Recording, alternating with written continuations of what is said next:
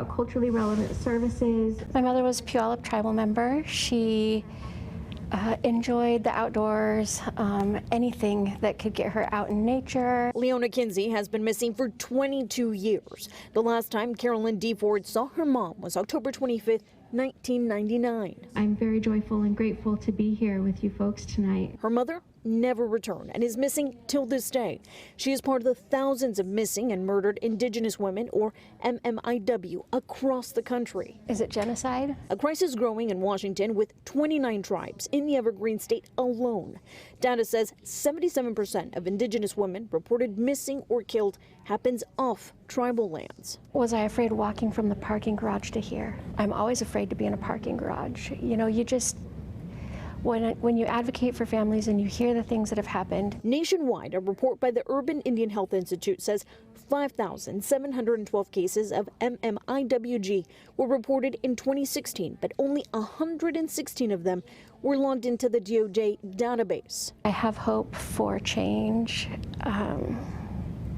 I have hope that the person who did this is held accountable, that the system and the processes for searching for and investigating missing persons cases changes and is prioritized. Washington State is the second state with MMIW. Seattle is at the top of the list of cities dealing with the epidemic with 45 cases, according to the study.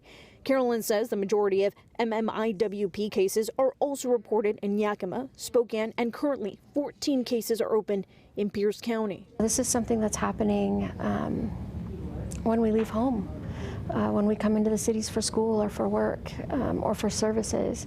That's where it's happening.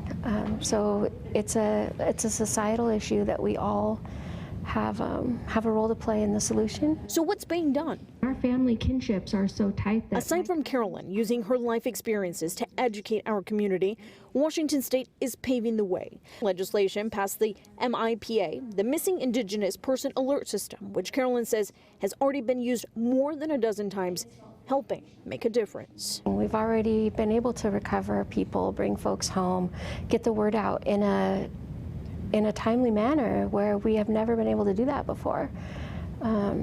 So it's definitely a step in the right direction. While she says there's room for improvement, Carolyn says as a community we can all step in, supporting search efforts, looking for resources, helping spread the word, but more importantly educating ourselves, as murder is the third leading cause of death in American Indian and Alaskan Native women and girls between 10 and 24 years old. Take some time to learn about domestic violence and human trafficking, how to identify them, and what to do if we see them as bystanders.